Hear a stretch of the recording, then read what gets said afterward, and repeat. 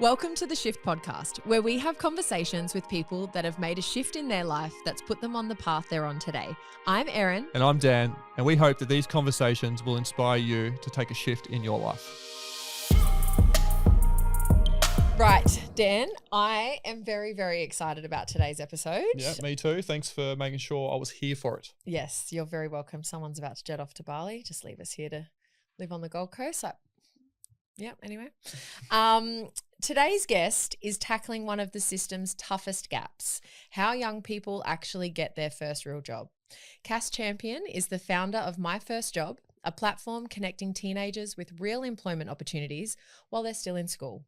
With a background in hospitality, training and education, she's worked across industry and government to build practical pathways into the workforce, especially in sectors crying out for talent like tourism and hospitality.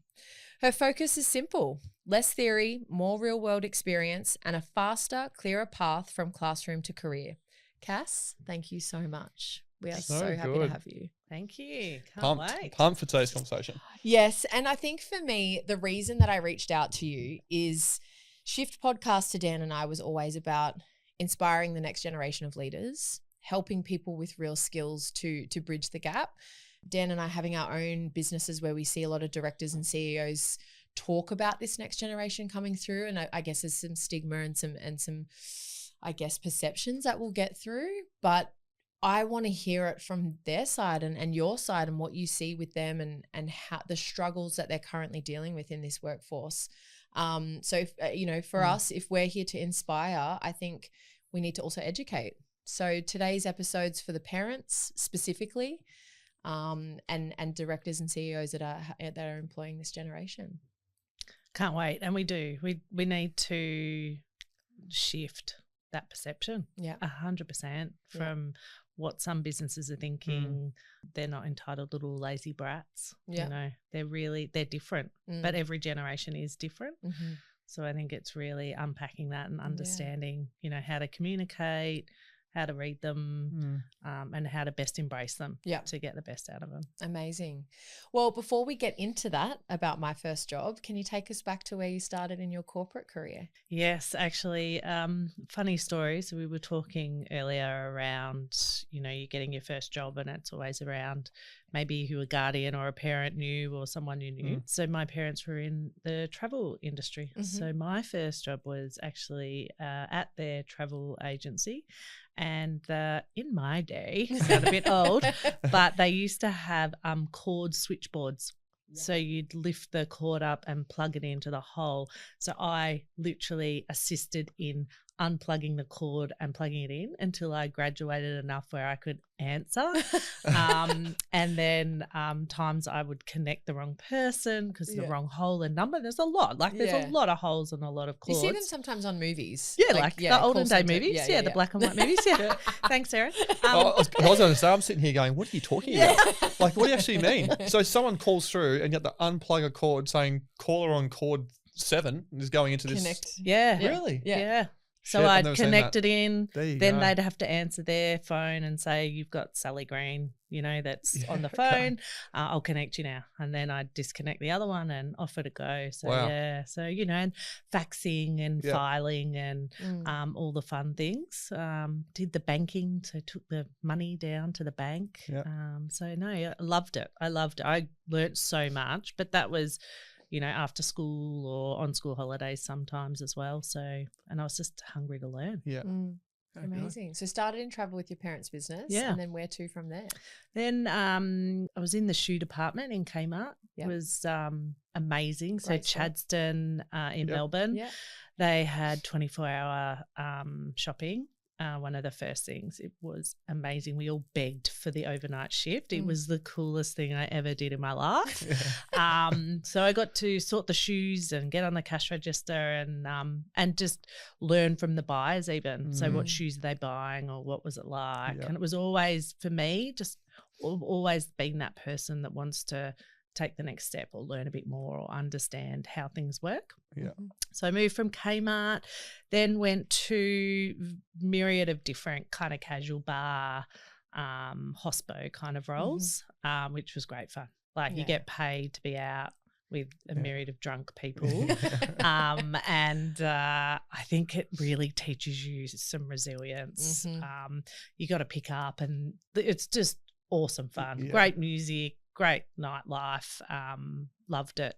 Moved to the hotel sector. So ended up starting as a food and beverage person in Sydney, and then made my way up to opening hotels, which was brilliant. Loved it. Learned so much. I feel like throughout that, it was about, from my very first job through, was the people I met along the way, and the network, which I think we'll get into later. But I think understanding and being told from a very young age that the network that you have around and the people you meet, don't burn bridges. Like, so really true, understand like what you get from that. 100%. So did hospo.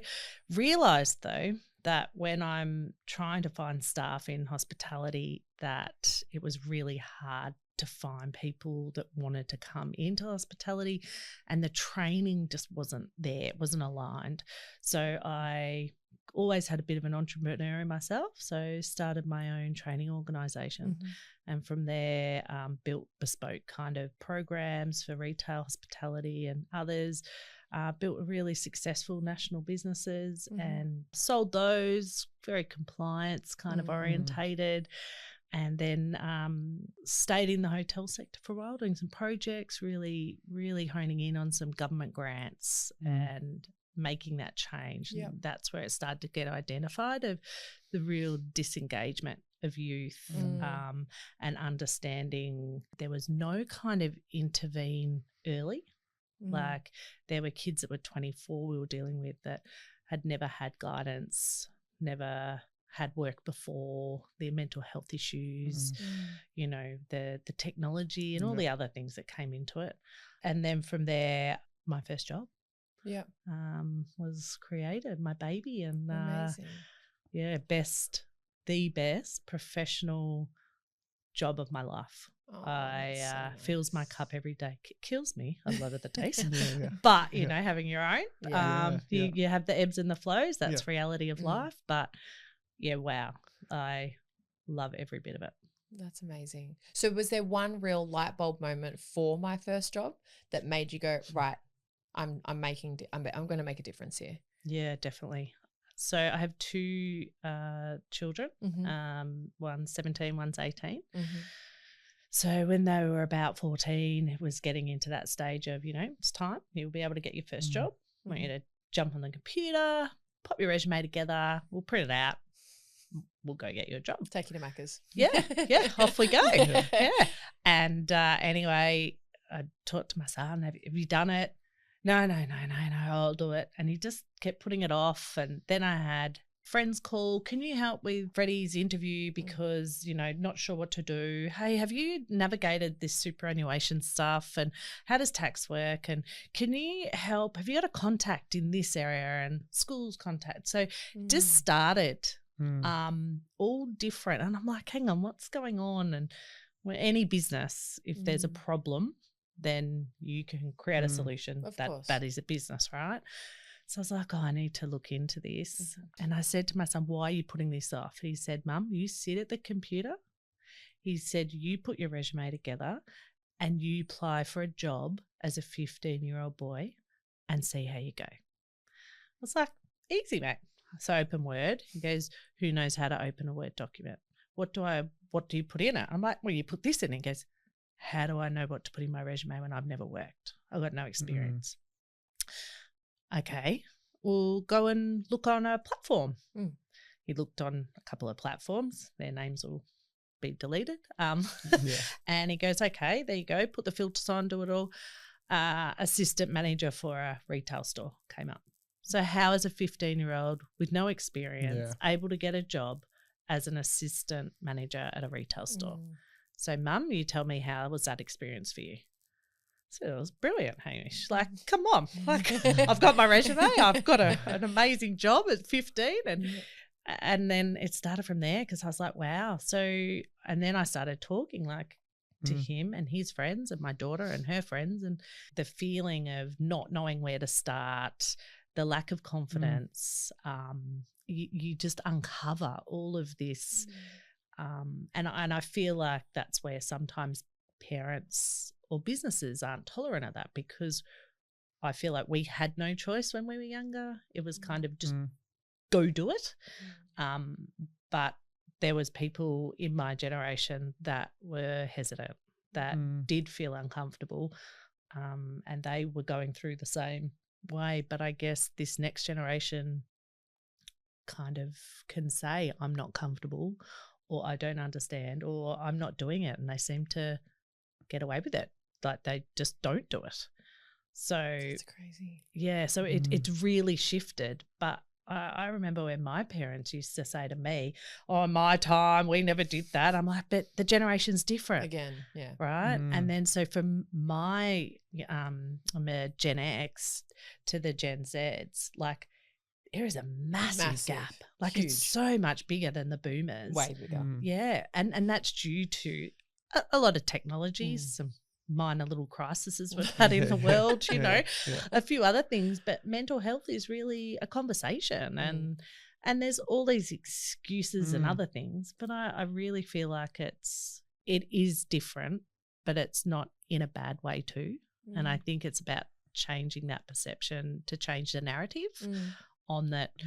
Okay, well, if you don't like the next generation, or you think they're lazy, or you think they're entitled, or they won't work, then, you know, what did the generation say about you when you were starting out?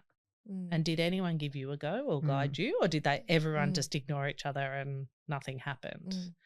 So I can't even remember if, like, did you have a CV? Did you give a CV? Well, as I was mentioning off air before, it's like my first gig, 14 months when I left school, was a referral through Dad. So Dad was running, or was one of the senior managers at Franklin's at the time. So it was a phone call, you know, to the store manager to say, hey, my son wants to get some work, and I got a gig. My first ever resume was when I applied for a full-time sales assistant role, and Dad helped me with it. Yeah. Right. So that was my, I don't even think I needed to give a CV. I applied at Woolworths, and it was like, I'm leaving, like I'm in school, I want a job, and I got selected for the deli. I was hoping to be a checkout chick because they were cute, and I got selling ham. I was like, damn it! But I don't think I didn't give anything. Yeah. So it's crazy to think, and we probably assume, because of technology, that these kids do have everything at their fingertips and they can learn anything, but where do they look to learn? Like when you say to me that your son has struggled with a CV, I'm like, what do you mean? Just Google it.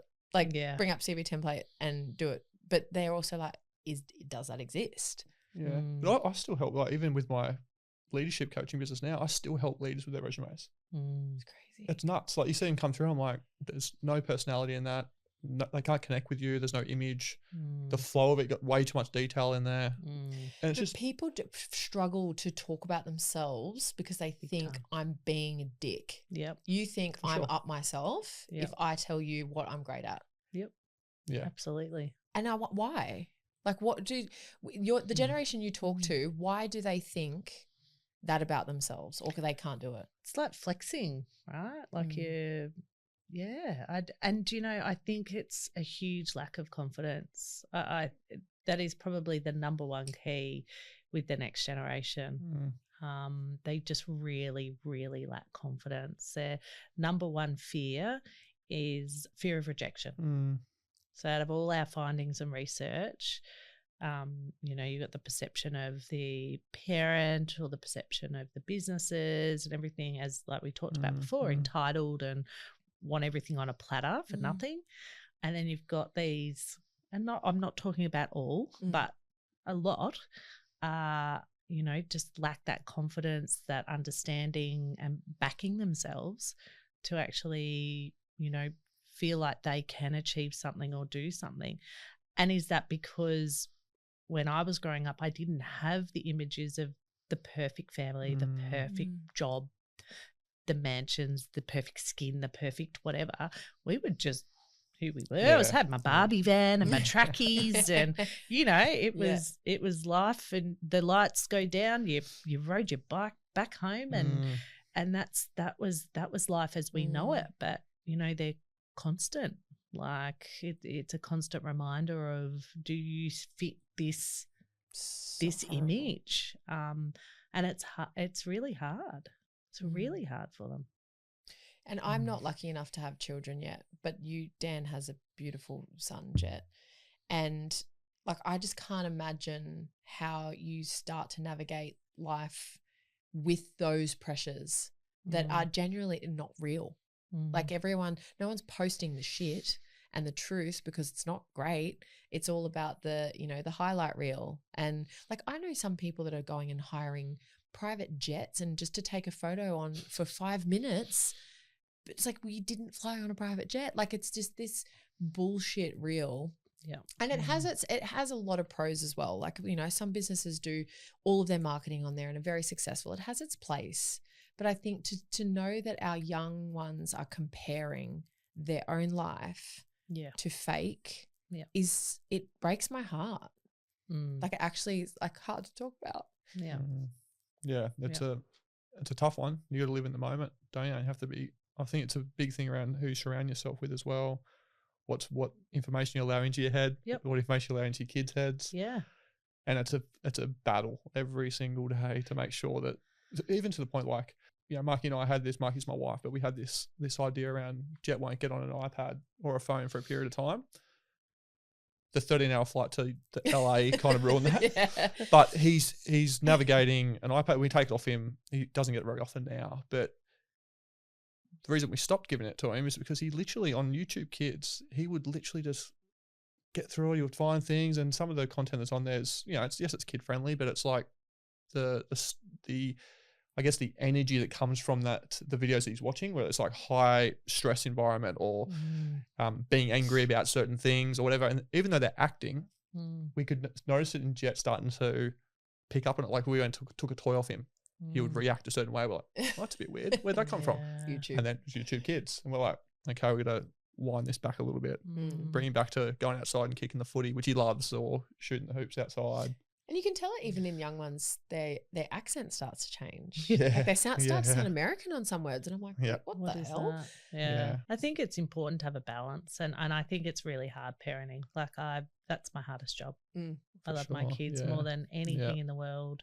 But it's really hard. And I think someone gave me a really amazing scenario when I was trying to navigate the electronics or the PC, and they went, Cass, if you're sitting watching your kids play basketball and they're in the middle of their grand final, do you go onto the court and go, okay, that's enough, let's go?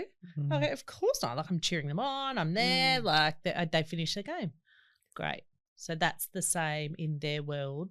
That's really important to them in finishing that conversation, finishing that game, finishing that thing. It's really important. And every time I go, all right, that's enough, I think, all right, hang on, basketball game. Hey, at the end of that, can you please finish that up? That's because enough. The rage that can come from the kids if you rip something out in the middle of it, or if I'm watching an intense Netflix series and someone comes in and turns it off, like, I'm like, Are you kidding me? Or if someone cuts me off, my shower is me time, right? Do not bother me in the middle of the shower. Mum, so I need this, or like everyone wants a pee. I'm having a shower. Yeah. Just let me have a shower for a second. So when you start thinking of it like that, it's working out the balance. Yeah. And I think controlling what it is, but if you don't give them that, it's also social suicide. So for sure, they're going to be at school and then the kids don't have access. Oh, you're the baby, you don't have access. So it's managing that, where you know what they have access to, and you got to help them grow up in their generation. For sure, I couldn't agree more. It's a really, really tough one. So what is my first job? Like, if I had a 14-year-old child and I wanted them to enter the workforce with all of the skills that I believe they should have, you know, knowing what a CV should look like, how to have an interview, some of the questions you should ask around the safety and your paycheck and all that sort of stuff. Because I think there's also those sorts of skills as well. People go, oh, I got the job. It's like, did you ask about, where do you exit in case of a fire or not? Like, so how do you get them started and what's the process? Yeah. So look, the actual platform itself was designed by Gen Z. So we put a group together, Gen Z committee, and said we want it to be the best user experience possible. We want you to take the first step and do it yourself without parents having to nag. So it's got to be enjoyable, that you can actually navigate it, and that at the end you feel like you've achieved something, you've learned something about yourself, but also that you have access to real tangible employers that actually want to give you a great first job experience. Yeah. So they go on the platform, they build their profile, and all the profile is about them as a person. It's not about what job you have or who's done the best. It's about you creating your journey and who you are as a person. Once you do that, you get a tailored resume at the end, and through that, then you're matched to a job based on your age, your location, your availability, and your interests. So not everyone is interested in going and working in hospitality. It's just not for some people.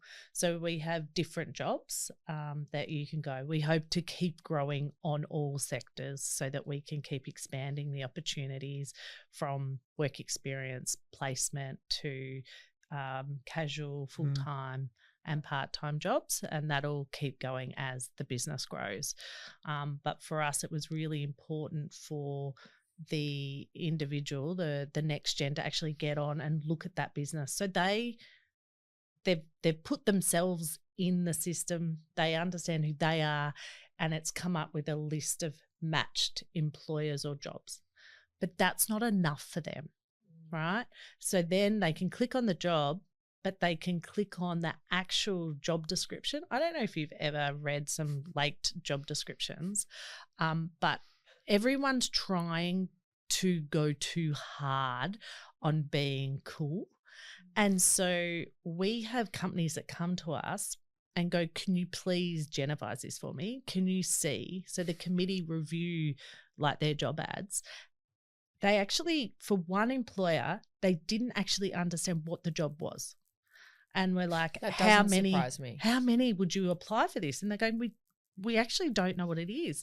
I said, can you please write in your words? And I explained the company and I explained the job. Can you put in your words what you would do? So I gave it back and they went, oh my goodness, this is so simple. I said, just be direct. Tell them the good, the bad and the ugly, because they want to know that.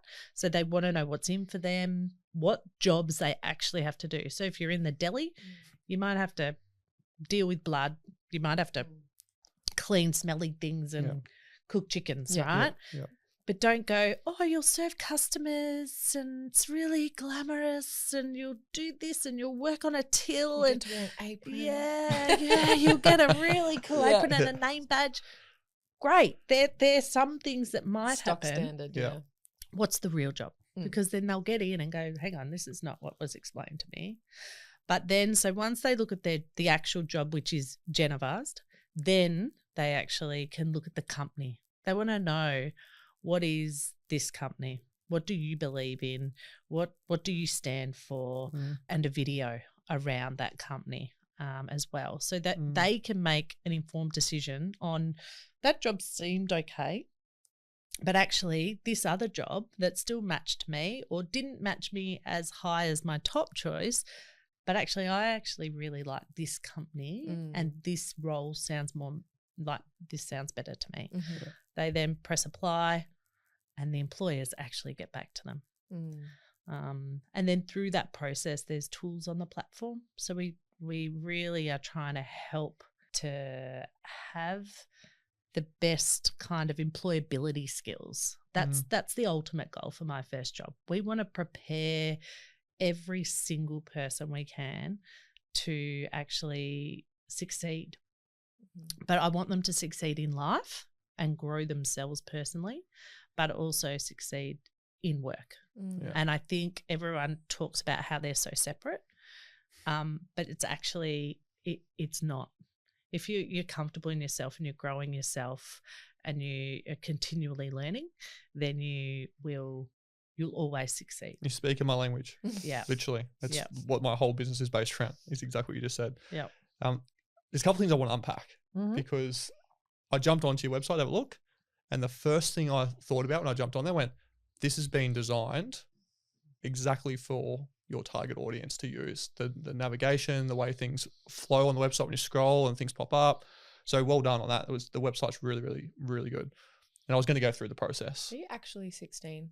Literally. No, but like I you lied to me this whole time. Literally, when I jumped on, I could tell, right?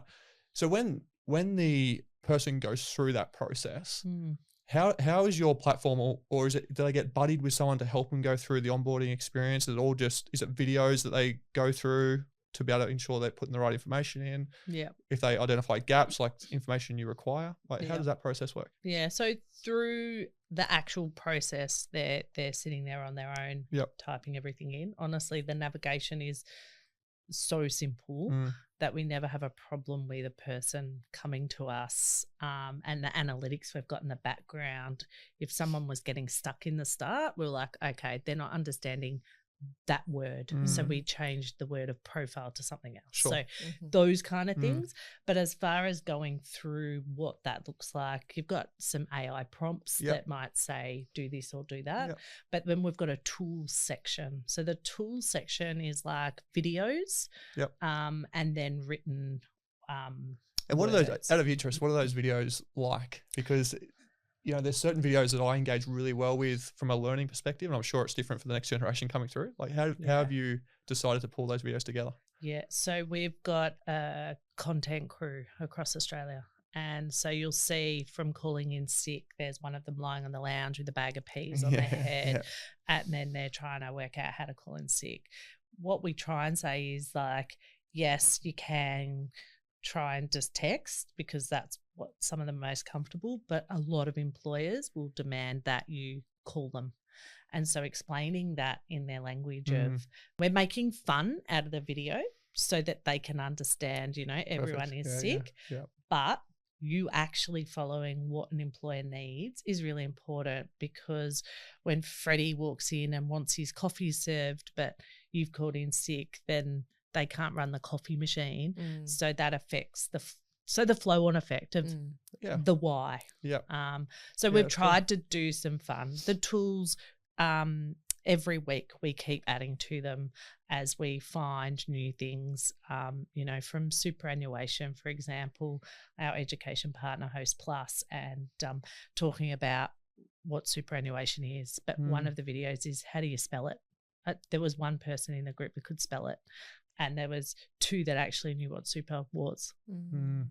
This is not taught.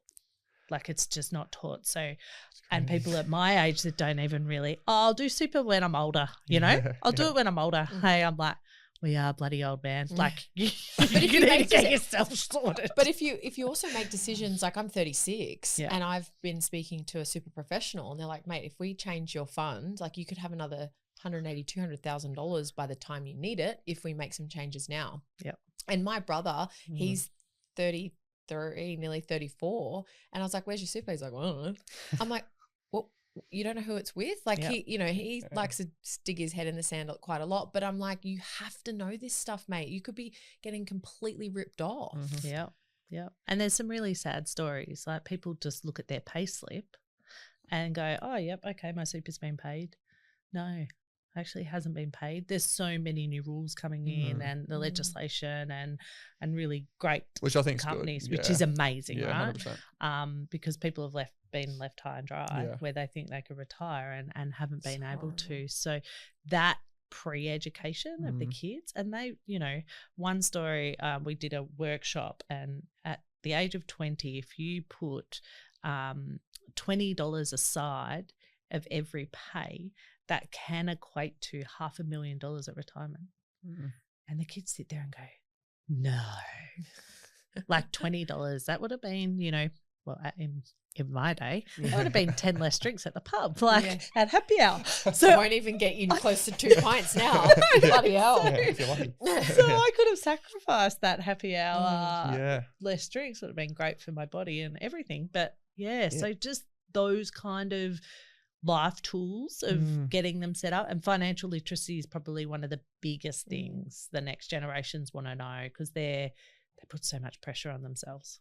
You know, how am I going to get a house? How am I going to afford to live? What, with everything going on in the world, what's it all going to look like? That's all valid yeah, stuff, like right? genuinely though, how are they going to get a Yeah. house? It's fucking really difficult. Yeah. Never leave home, apparently. Yeah. So my children. Why is this stuff?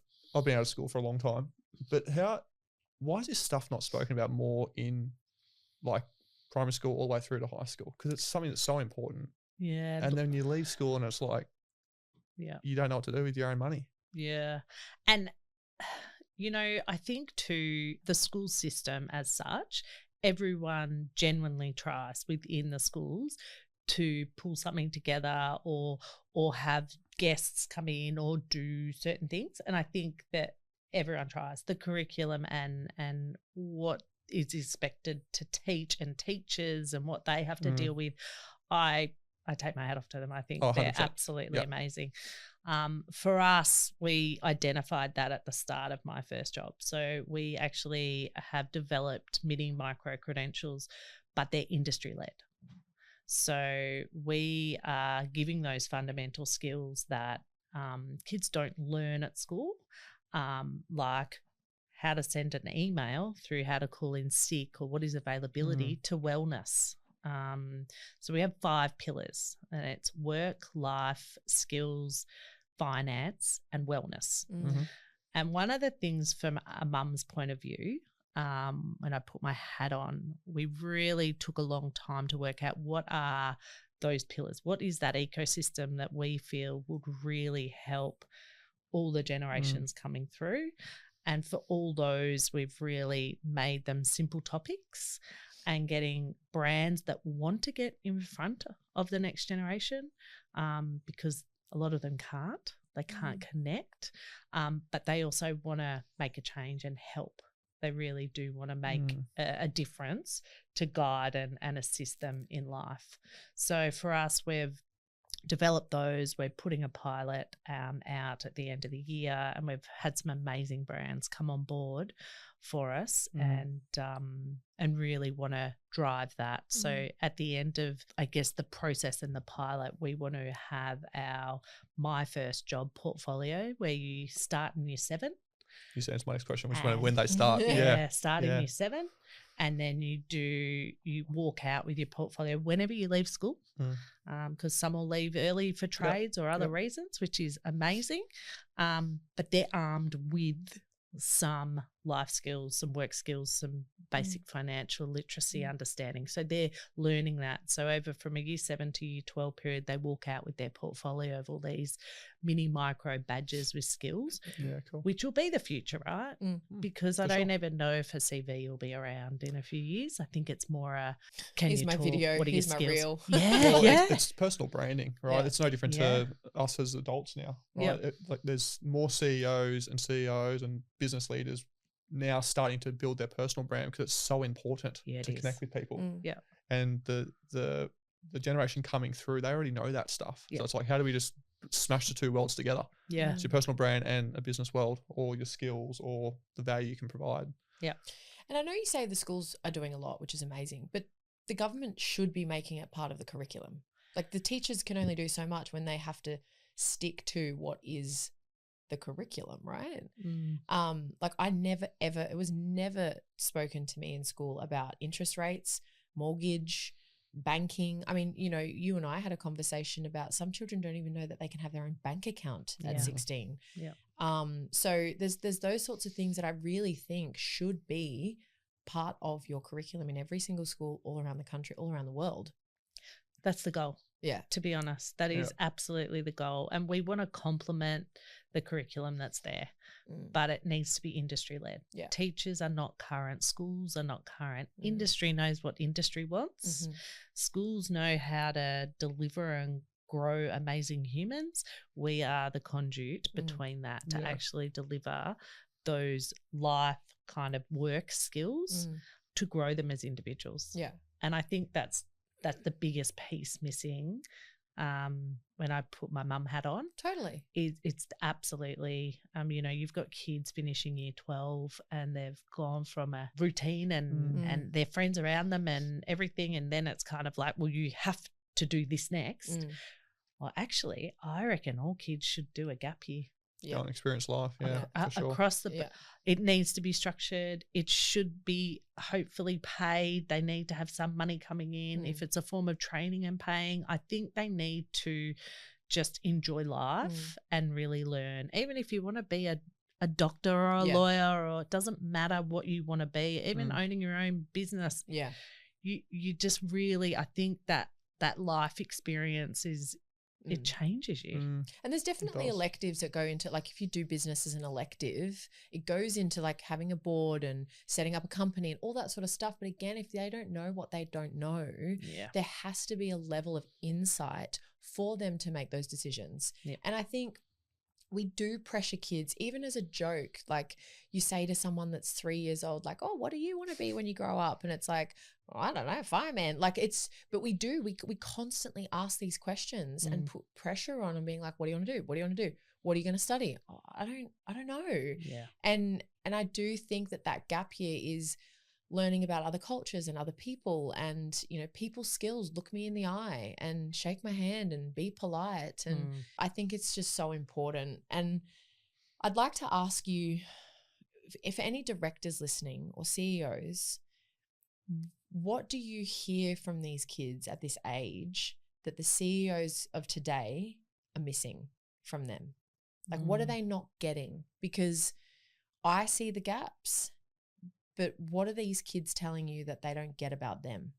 I think they're untouchable too. A lot of them, they don't really know what they're like or how they got there or what their journey was or where they started. I think some of the stories we're sharing with some, you know, boards and CEOs and directors and explaining their journey so that it's just relatable. And we've got a Gen Z that interviews these people and then talks about, you know, what did you do? And like, we had a general manager of a hotel and she's like, oh, I'm a GM. And she just sat there and she goes, oh, sorry, I'm a general manager. She goes, oh, okay. So it's just even sometimes the language we're using or what we do, it's relatable, or you don't ask the question so you don't look stupid.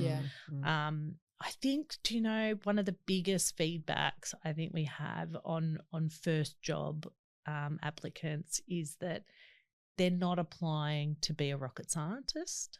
They're applying for their first job. And why does it have to be so complicated? You've got 5 different processes for some employers where the kids have to go through. The kids are not hearing back. If they don't get the job, just give them a bit of feedback. It's just not hard. My own son went through a process. I won't mention the brand. Wasn't successful. Got an email. He weren't successful. Said, how's that make you feel? He goes, oh, well, you know, I'll just apply for somewhere else. I went, but how are you going to improve on what you did wrong? Was it just there was an amazing caliber of people? Did you sit there and burp? Like, what did you do that is wrong that I can help you, especially? Like, it's hard for me to be sitting in that seat and, you know, your son didn't get it. So I was like, okay, well, how can you be better? He's like, well, you can't. I don't know. No. And there's kids that work for me that have one of them applied for 80 jobs. 80 jobs. That's soul destroying. Yeah. And look, the kids aren't good at interviews. No. So for a how lot can of they be employers, when they don't do interviews? It might be their first interview. Yeah. You know? With no feedback. You're supposed to be perfect. Yeah. You know? It's crazy. I've got a theory on this where go back to your corporate days when you were in hotels and you had teams. Yeah. Even in that environment, I know for me when I was at Coke, it was very rare that a leader would sit down with, say you were going for a promotion or you're going for an internal job, right? If you didn't get that gig, actually having that leader schedule time with you to sit down and go through some actionable feedback on why you didn't get the job and give you some things that you can walk away with and get better on. That was very rare. Right? I remember my HR lead at the time told me that, are you sure you want to go sit down with like there was like 5 or 6 people. You sure you want to give them feedback? I can give them the feedback. I went, no, I want to give the feedback. I interviewed them. I'll give them the feedback. So it starts there, but it gets worse when it's the first, vulnerable kids that are coming through to get their first gig. When they don't get feedback, they're never going to get better. Yeah. At least if you're in a corporate gig, you can go to a teammate, a colleague, maybe go to the boss later and say, hey, do you have any feedback for me? But when you don't even have that ability, it's just an email with no feedback. And already their fear of rejection is number one, right? Yeah. Their lack of confidence. For some kids, they don't find their people at school, so they're isolated on their own. Yeah. Their confidence has gone backwards, their mental health, and you've got parents just going, what the hell can I do? Like, I'm at my wit's end. Like, I don't know how I can help get them over the line or what I'm supposed to do. So then instead of probably helping and pushing them to keep going, they'll tend to cotton wool them and go, oh, it's okay. Yeah, nurture 'em, Let's get through it. Yeah. We'll just don't worry about that. We'll deal with that at another time. And then before you know 18. it, right? They're 18. Employers really don't want an 18-year-old that's never worked. What? Yeah. Why have you not worked before? Yeah. What have you been doing? Well, I gamed and hung out and I was at school and, no. Like. So what's your advice to parents listening that in that situation? Like, I think I reached out to some of my girlfriends with children and they're probably still a little bit young for their first job, but I asked them, tell me what you would want to know. And one of the biggest things that came back was like, how do I talk to them? Like, how do I get down on their level at that time? So if they're going through this, what's your advice to a parent listening about, like, what do you do next? I think take the pressure off. I said this next generation, as I said before, they really put too much pressure on themselves for everything, right? So you think about it, you're in a group, it's all time to get your first jobs, people start getting it. And all of a sudden you're not getting your first job. You're being rejected. People are asking you, did you get your job? Have you got a job? What's going on? Help them see what they want to do. Start the conversation. Like, if you did a job, what would you like to do? Oh, I don't want to talk to customers. Oh, why? Oh, it's too hard. Like, okay. Well, maybe that's a part of work, and maybe then relate about things that you did or what you learned or transferable skills. I think too, parents try to think, oh, my daughter or son is going to be doing this job, so they need to do this. So let's say my son is going to be a doctor and he's going to go through uni and then he's going to start being a doctor. So he needs to probably do his first job once he finishes uni or maybe in a medical centre. No. Go work in a QSR, in a fast-paced, like under pressure kind of job, so you can actually learn some interpersonal skills, some time management, some resilience, and all those transferable skills that you can then take over. So I think as a parent, a lot of parents are really, really busy these days. And it's, do you know what? It's no one's fault. Life is, I don't know. The years are just going. It's going to be Christmas before we know it again. Oh, Cass, and off we shut go. Don't tell me that. So I reckon, like, just take time and try and do it in a comfortable zone. So don't interrupt them if they're on their phones, and try and have a deep conversation. So find the right time. Go for a walk, or if you're sitting around the table and having dinner together, which unfortunately a lot of families don't do either. So try and find that right place to have the conversation. I think also some parents have actually brought up our socials and gone, oh, did you see this? Oh my gosh, look at this. All our socials are designed by Gen Zers. They're filmed by them. They're created by them. We follow trends, but we also do educational things, but in a really funny way. So for us, parents have used that as the tool, or kind of said, oh, have you seen this thing, like myfirstjob.au? And then they can get on and navigate it without being nagged. When you make it a nagging thing and you make it a thing, kind of tell them, hey, you know what, like, I met some of my best mates at the job. Or, oh, do you know what? You want to go to the movies and buy jumpers? You could be financially independent. Oh, did you know you could meet other people like you met people at your netball and basketball team? Well, actually, you can meet people at work that are like-minded. So start talking in the things that make your kids click. And only parents know how to do that, right? Yeah. Or if friends are over, you can kind of start the conversation with them, which I do. And they're, the kids are like, oh, you're so embarrassing, Mum. And I'm like, yeah, I know, but like I just want to find out like where they're at or have that. And a lot of kids are not having the conversation. They're kind of, like I said to my son, unfortunately, go get on the computer and do your resume and go do a job, because that's literally, before I was doing this, that was my mentality. So I'm kind of that parent. I am that boss. I am that person that was kind of like, just go do it. Like I had to go do it. Just go do it. I completely agree with that. And again, like not speaking from a mother's point of view, but I think setting some boundaries around, like, if there are screens and there are those devices, like these are your time frames for them, so that they can start to manage that punctuality themselves. Like I'm not going to snatch it out of your hand, but it ends at this time. If you were talking to a director of a company and you were trying to sell this generation to them, what are the positives that you would be saying to them that this generation brings that we didn't? Yeah, they're so refreshing. My business is successful to this day because of the next generation. And if you sit and just listen to them, they actually have a lot to offer, a lot of insights. They have a lot of knowledge as far as at their fingertips. There's a lot of information they know that I had no idea, good and bad. I think technology is changing. I think the world's changing. I think there is so many changes, and they're coming with this different perspective. They are the future workforce. They are the future consumer. They are the future leaders. So unless you kind of embrace and understand them and really start to get the best out of them, I actually think they're really loyal. If you listen to them and understand what they want out of work, if you can kind of change your perspective. When I was younger, I would have loved someone to go, great job, but I would never say that. I would never have said that.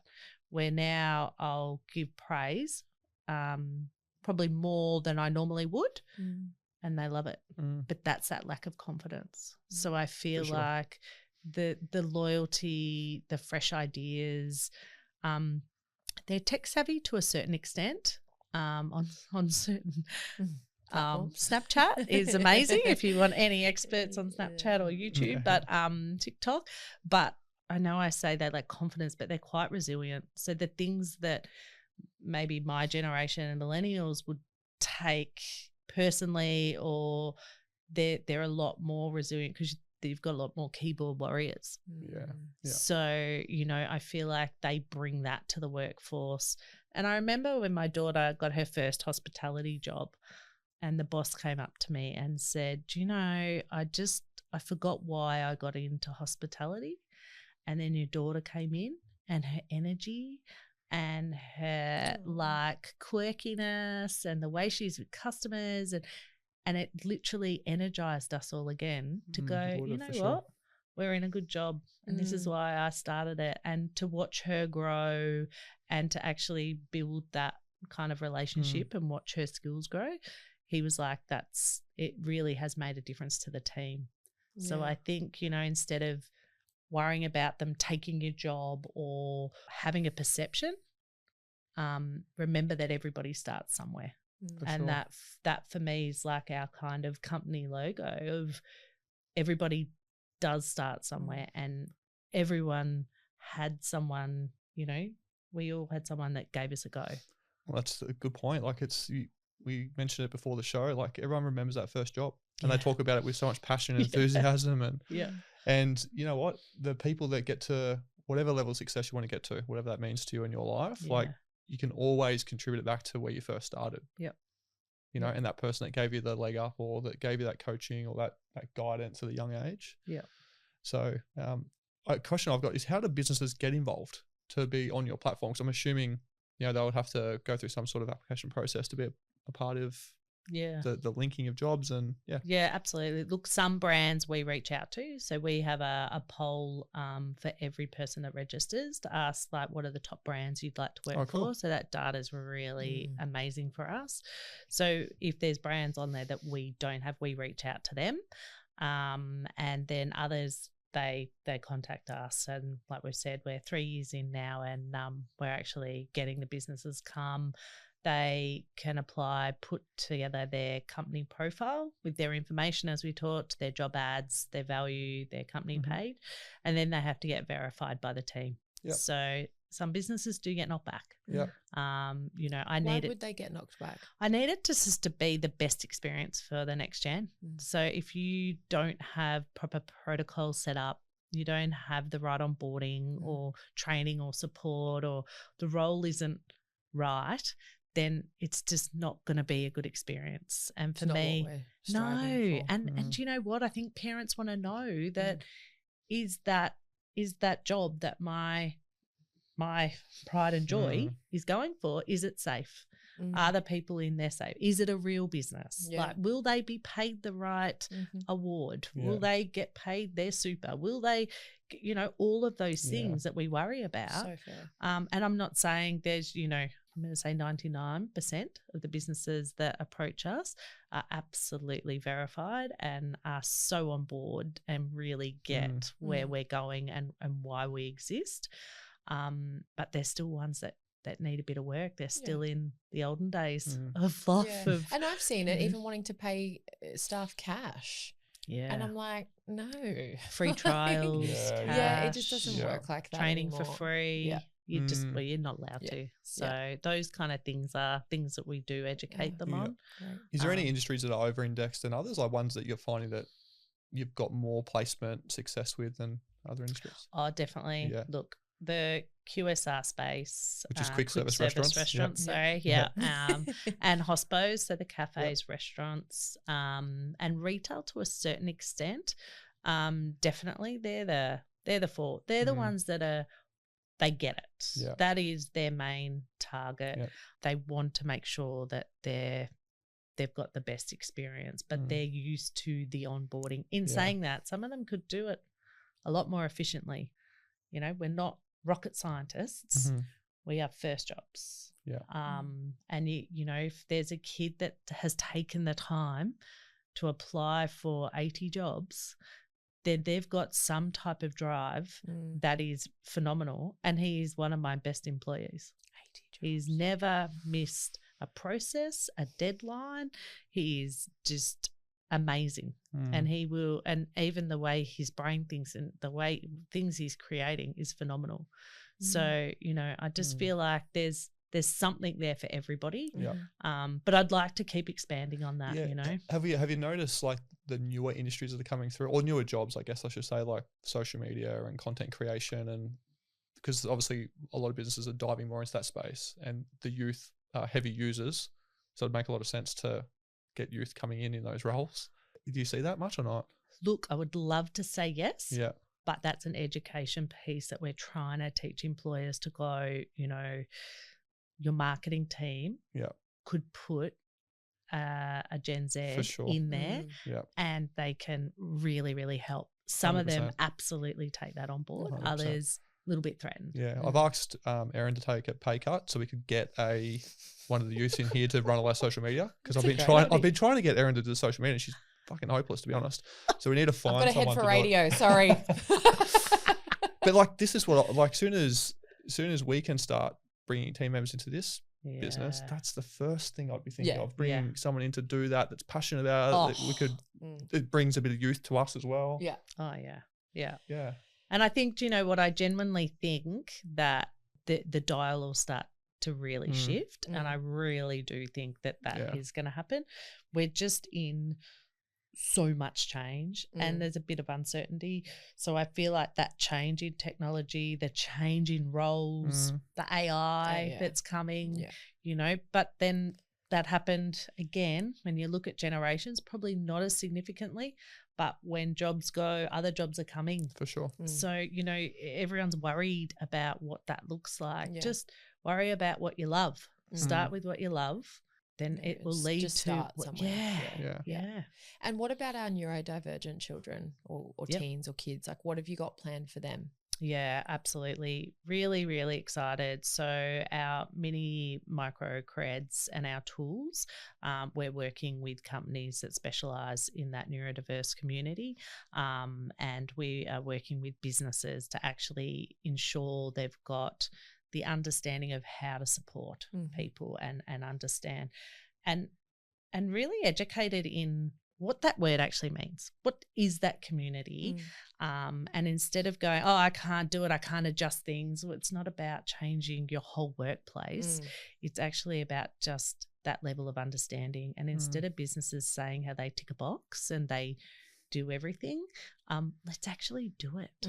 So really bridging that gap for the community to be able to feel like that they have options available to them rather than you have to be a coder because you are neurodivergent. Well, that's ridiculous. So you can do whatever you want to do, or the only jobs available are in the hospitality sector out the front.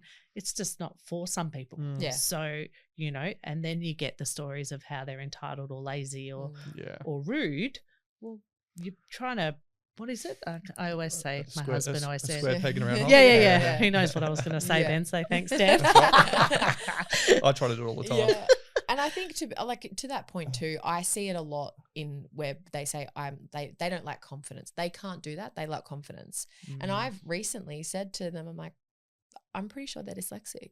And they're like, why would you say that? I'm like, I honestly think they're dyslexic based on the way that they hold themselves. You've asked them to read something publicly. They're kind of losing their place.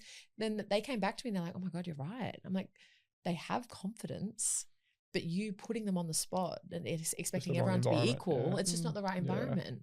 So there's a lot of things, again, like coming back to that listening, learning and taking it all in. Oh, and do you know what? Look at some of the most successful business people in the world. Richard Branson, dyslexic, and I've worked for some of them.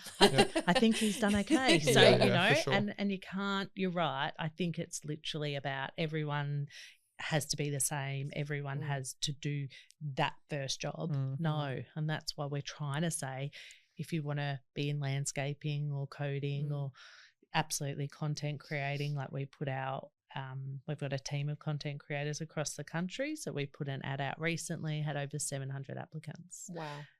And every single one of them had contact with us and feedback. So good. So it's really important. You should be proud of that because that's such a, as I said before, it's something that's not done enough. And I think if you're a leader and you're not providing feedback, you should second guess your level of leadership that you know, because you're not a leader. You're not a leader because it doesn't matter what level it's at, whether it's entry level or senior leadership. It's like feedback is the only way you get better. Yeah, and you feel so uncomfortable. I remember some of my feedback, and I'd get really defensive, and I'd be like, "Oh my God, but I think I'm really good." And they're like, "You will be." But this is what you need to grow. And I was like, oh, so every time I'd go to do that, I'd be like, oh, hang on. But if you don't, what you don't know is what you don't know. But I reckon as soon as you left and got that feedback, a few days later, all those emotions kind of melted away and you felt like you had some sort of plan you could work towards. But that's a part of my growth. That was actually getting feedback. And because I'm competitive and I really want to make sure I'm doing the best by everyone and I want to, you know, make sure. So then when you get something and you're doing it wrong, you're like, what do you mean I'm doing it wrong? Like, I'm trying it really hard. Like, what do you mean? Like, so it was really difficult. And then as I'm going, and then I now educate kids to go, feedback's your best thing. And failure is a great thing. Self-reflection. Right? Huge. Like hit rock bottom, learn from it, thank the universe and keep going. And the ones that keep going are the ones that end up succeeding. It's the ones that give up that, you know, or are afraid of failure. And I said to my kids, you know, I'm really against, this is quite controversial, I'm very against the participation ribbons in sport. I can't deal with it. People win and people lose. We are teaching kids that everyone gets a reward. Not everyone is. So I was good in sports and I wanted to do that. I wasn't as good probably because I didn't apply myself as my academics, right? but I wanted to excel in sports because that's what I was good at.